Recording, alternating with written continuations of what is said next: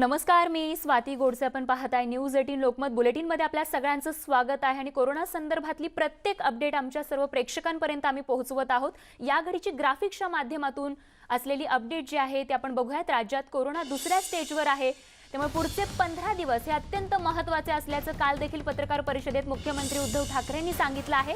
त्यामुळे उच्च आणि तंत्र शिक्षणाच्या परीक्षा देखील आता 31 मार्च पर्यंत पुढे ढकलण्यात आल्या आहेत. अनेक कार्यक्रम रद्द करण्यात आले आहेत. अनेक पर्यटन स्थळं देखील, मंदिरं देखील बंद ठेवण्यात आलेली आहेत 31 मार्च पर्यंत.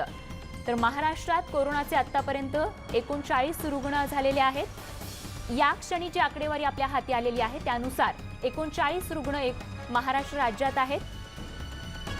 त्यामुळे अधिकची खबरदारी घेतली जाते, कारण पुढचे काही दिवस, पुढचे 15 दिवस हे कोरोनाचा फैलाव रोखण्यासाठी अत्यंत महत्त्वाचे आहेत आणि त्याच दृष्टिकोनातून हे महत्त्वाचे निर्णय जे आहेत ते सरकारकडून घेण्यात आलेले आहेत, ज्याचं पालन करण्याचं आवाहन देखील सर्वसामान्य नागरिकांना करण्यात येत आहे. तर उच्च आणि तंत्र शिक्षणाच्या परीक्षा देखील या पार्श्वभूमीवर आपण पाहतोय 31 मार्च पर्यंत पुढे ढकलण्यात आल्या आहेत. तर आजपासून अनेक मंदिरं देखील बंद असणार आहेत. भाविकांची मोठी गर्दी होत असते मंदिरांमध्ये आणि त्याच पार्श्वभूमीवरती जिथे जिथे गर्दी होत आहे ती सगळे गोष्टी, ते सगळे कार्यक्रम आणि ती स्थळं जी आहेत ती बंद करण्यात आली आहेत.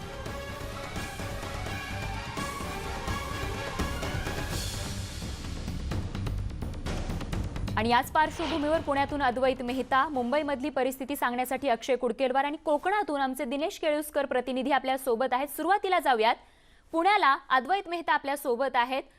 अद्वैत, कालचा जो नियम आहे तो कायदा लागू झाल्यानंतर आजची पहाट, आजची सकाळ पुण्यातली कशी आहे?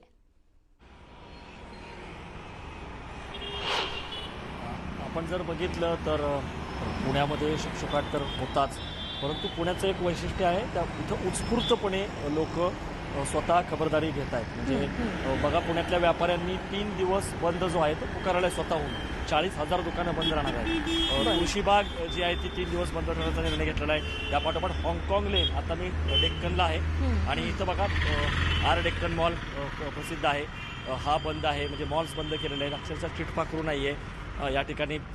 बाकी सगळ्या गोष्टी असतील, काही हॉटेल्स असतील, रेस्टॉरंट, सगळं बंद आहे. त्यानंतर मी जसं म्हटलं की तुळशीबागेपाठोपाठ हाँगकाँग लेन जे पुणेकरांचं आकर्षण आहे शॉपिंगचं, खरेदीचं, ते बंद आहे.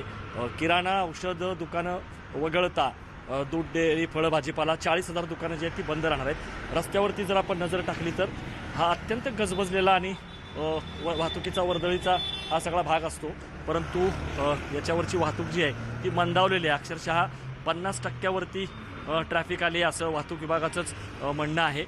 डेक्कन जिमखाना इकडं अक्षरशः प्रचंड गर्दी असते, पण आपण बघू शकतो की अगदी निर्मनुष्य नाही म्हणता येणार, पण प्रचंड फरक पडलेला आहे. PMPच्या बसेस धावत आहेत, त्या खचाखच भरलेल्या असतात, त्याच्यामध्ये फार गर्दी नाही आहे. रिक्षावाले जे आहेत ते बऱ्यापैकी बसून आहेत, त्यामुळं खबरदारी लोक घेत आहे. सरकारने जे आवाहन केलेलं आहे की गर्दीची ठिकाणं टाळा. दुसरीकडं शाळा बंद आहेत, कॉलेज बंद आहेत, परीक्षा पुढे ढकललेल्या आहेत, नाट्यगृह, सिनेमागृह सगळं बंद आहे. त्यामुळं हे जी काही खबरदारी घेणं आवश्यक आहे ती पुणेकर घेत आहेत. परंतु दुसरं अजून एक चांगली गोष्ट म्हणजे अफवांना पुणेकर बळी पडत नाहीयेत. अगदीच ह्याचा भाऊ पण करत नाहीयेत.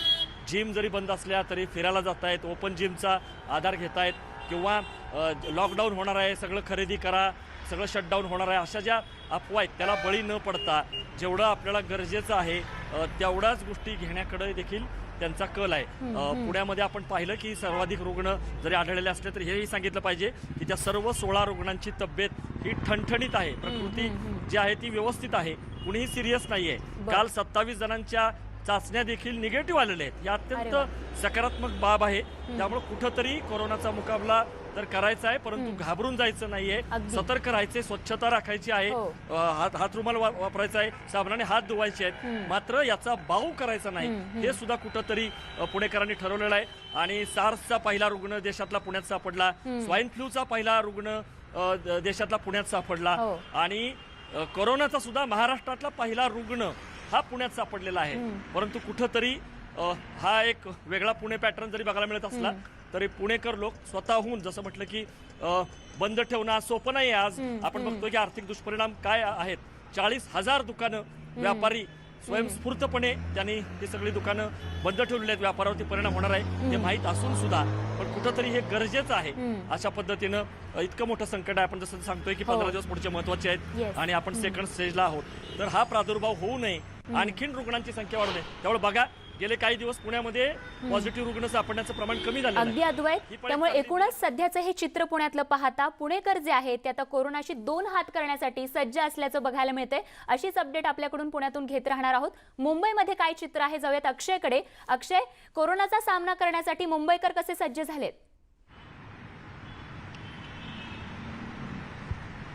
स्वाती, आपण जर बघितलं तर मुंबईकर सज्ज झालेले आहे. मुंबईमध्ये प्रशासनाने ठिकठिकाणी अवेअरनेस करण्याचे बोर्ड पोस्टर लावले आहेत आणि मॉल्स यासोबतच गर्दीची जी ठिकाणं असतात, पब्स, मल्टीप्लेक्स, रेस्टॉरंट्स, जे गर्दीचे रेस्टॉरंट्स असतात त्या ठिकाणी ते बंद ठेवण्यात आले आहे. सध्या मी गोरेगाव परिसरात असलेल्या हब मॉलमध्ये आहे आणि हब मॉल आपण बघतोय हे पश्चिम उपनगरातला एक बऱ्यापैकी वर्दळीचं ठिकाण असलेला हब मॉल आहे. मात्र या हब मॉलमध्ये आता शुकशुकाट आपल्याला बघायला मिळतो. साधारण आपण जर बघितलं तर 8 वाजताच हा मॉल सुरू होत असतो दररोज.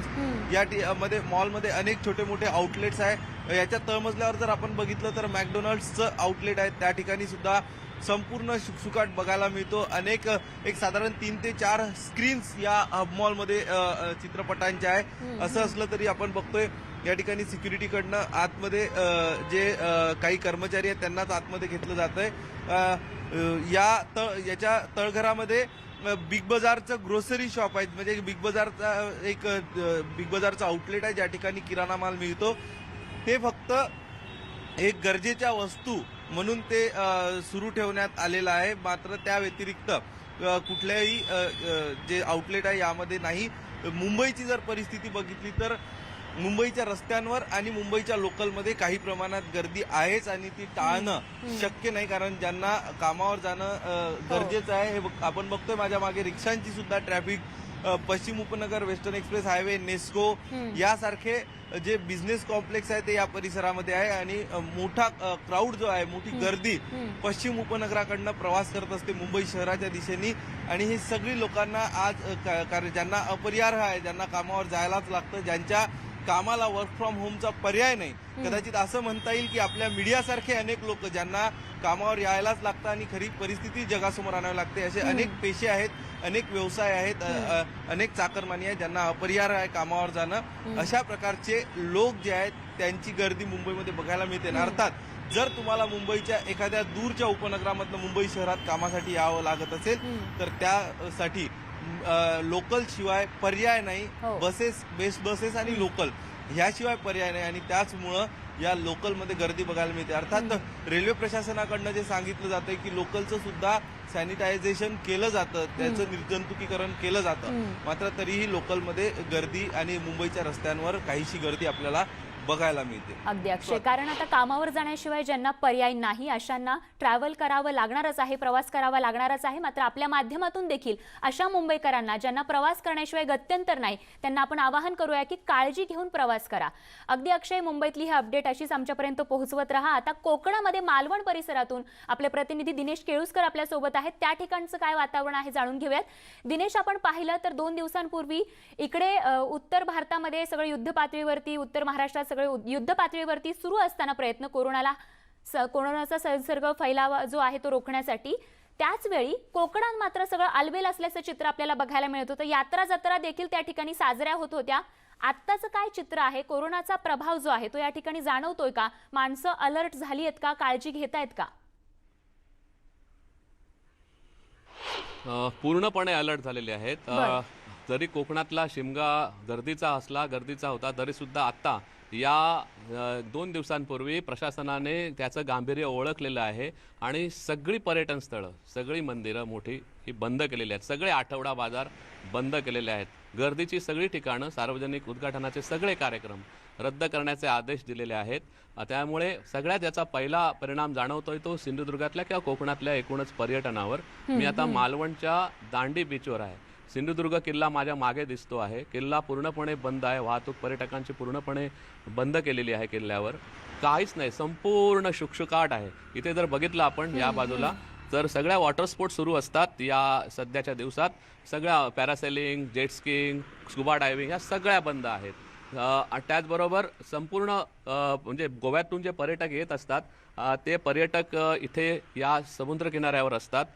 कुणीही गोव्याचा पर्यटक इथे येण्यास बंदी केलेली आहे आणि त्यामुळे इथले पर्यटन व्यावसायिकांनी आपली सगळी साधन सामुग्री ही किनाऱ्यावर लोटून पुढे आणलेली आहे आणि त्यामुळे सगळं एक बंद आहे. पर्यटन तर बंद आहेच. कोरोनाच्या बाबतीतला सिंधुदुर्गातला अलर्ट जर म्हणायचं असेल आपल्याला किंवा एकूण कोकणातला तर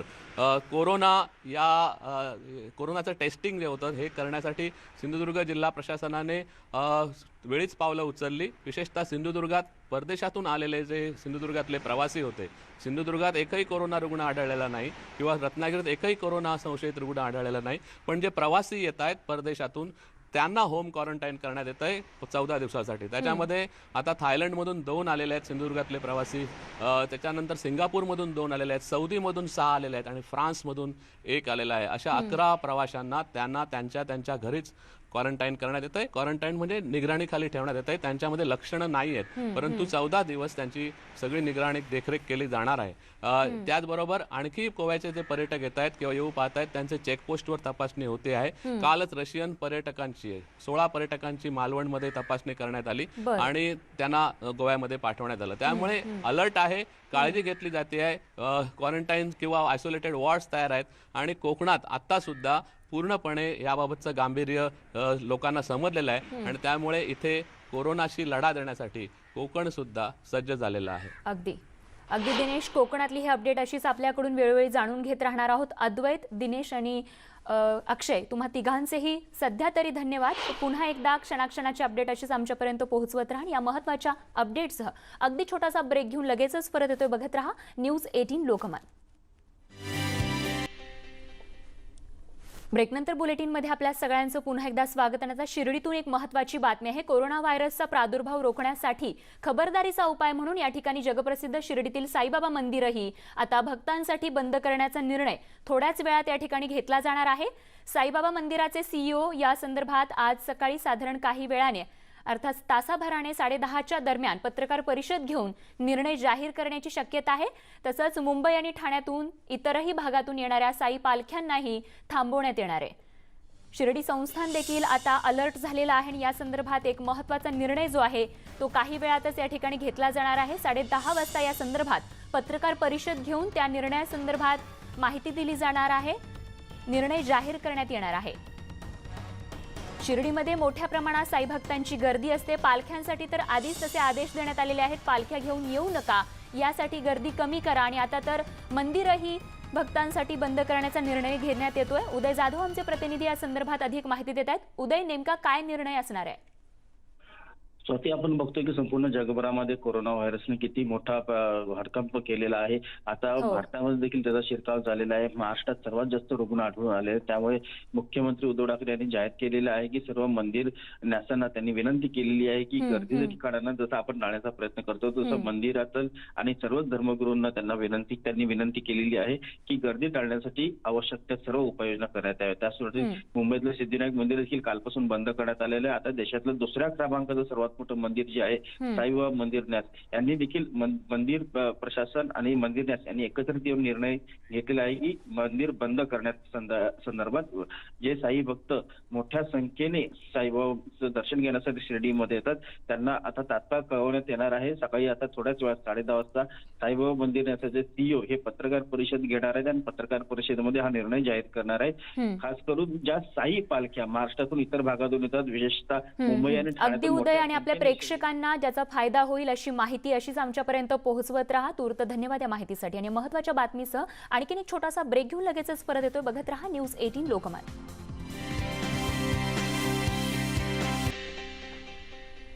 ब्रेकनंतर बुलेटिनमध्ये आपल्या सगळ्यांचं स्वागत. आणि आता कोल्हापूरकरांसाठी एक महत्त्वाची बातमी आहे. कोल्हापूरमधलं अंबाबाई मंदिर जे आहे ते आज या मंदिराबाबत महत्त्वाची बैठक होणार आहे. संध्याकाळी 4 वाजता जिल्हाधिकारी कार्यालयात या बैठकीचं आयोजन करण्यात आलं असून आज मध्यरात्रीपासून हे मंदिर बंद होण्याची शक्यता आहे. राज्यभरातली अनेक महत्त्वाची मंदिरं बंद आजपासूनच झालेली आहेत आणि या पार्श्वभूमीवरती आज मध्यरात्री कोल्हापूरचं मंदिर देखील बंद होण्याची शक्यता आहे. त्या संदर्भातली महत्त्वाची बैठक जी आहे ती या ठिकाणी होणार आहे.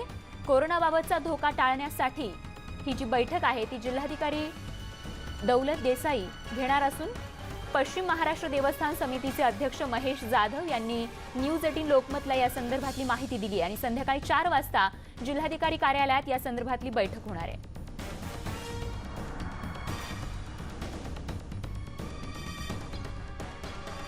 आणि आता चित्रपटसृष्टीतून एक दुःखद बातमी आहे. मराठी चित्रपटसृष्टीमधील ज्येष्ठ अभिनेते जयराम कुलकर्णी यांचं निधन झालं आहे.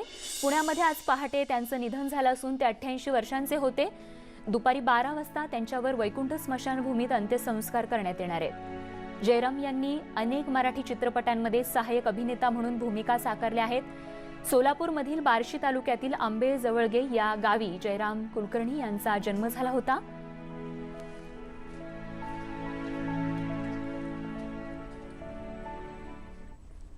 आणि दुःखद बातमीसह या बुलेटिनमध्ये वेळ झाली तेच थांबण्याची. ताज्या अपडेट्ससह लगेच परत येतो. बघत रहा न्यूज 18 लोकमत.